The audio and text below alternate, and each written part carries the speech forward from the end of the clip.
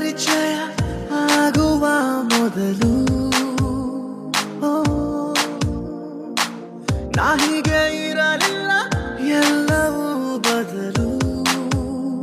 ಮನಸ್ಸಿನ ನಿನ್ನ ಆ ಪ್ರವೇಶ, ಜೀವಂತವಾದೆ ಆ ನಿಮಿಷ, ಅದುವೇ ವಿಶೇಷ. ಉತ್ಸಾಹ